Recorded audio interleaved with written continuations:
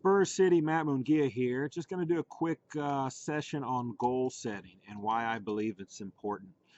When I started this business a little over 10 years ago, every year they would have the New York Life top dogs, the top guys come in and talk about goal setting, why it's important, why it was important for them. And so they'd come in and some of these guys were making a tremendous amount of money. And but one thing they all had in common is they all had set goals for that particular coming year.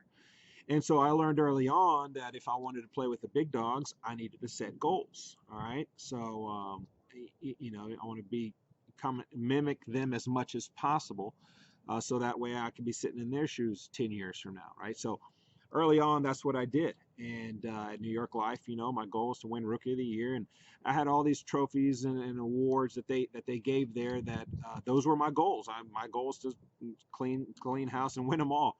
And that's what I did. When I came into the mortgage protection business, I went to an IMO, and my goal there was to be their number one agent. Okay, that was my goal.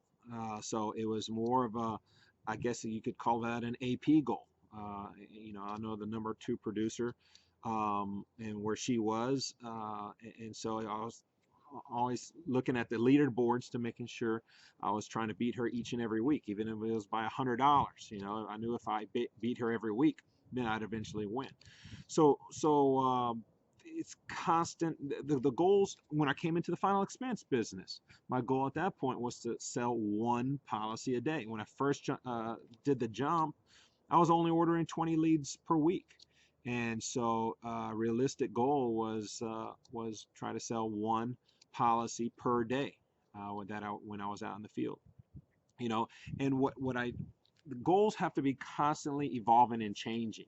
Okay, so when you start hitting, like I started hitting the one policy per day, and I knew I needed to change. Then I was starting to hit it on a frequent basis. In order to change it, though, I needed to see more people, which means see more appointments, which means order more leads, right? So my next goal was then to hit two policies per day. So I think I went from my lead order from 20 to 30. I think I went to 30 or 35 or something like that. And I tried for more referrals, and I tried to network with agents at that point to try and get me easier business. Okay, and so goals are constantly moving and changing, and they should be.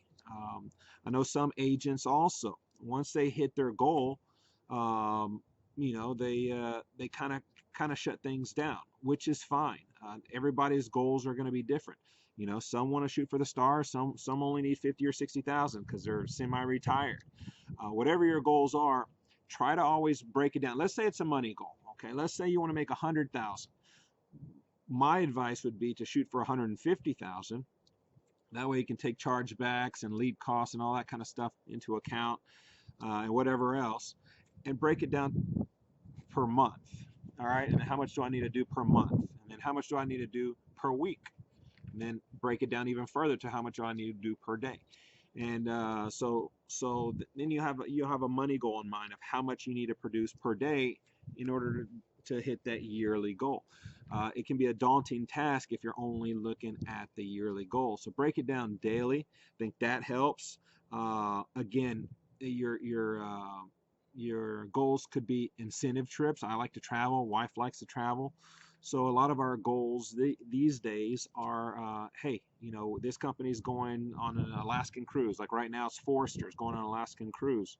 So that's going to be my goal right out of the gate. I'm going to win that cruise, and then we're going to pick another one, maybe Liberty Bankers or whoever else we set out for. Right now, I'm just concentrating on Forrester's for right now. Hit that as soon as I can, and then move on to my next goal. Again, constantly changing, constantly moving, set new goals. But that is what, when you're getting kicked in the teeth out in the field, the goals, to me, that is what propels you to the next appointment, right? That's what keeps your memory short on all the bad things. That's, you can have 5 sit downs and get no-showed, and 5 sit downs with no sales, but if you have that goal in mind, that's going to keep you going and keep you striving for something instead of quitting.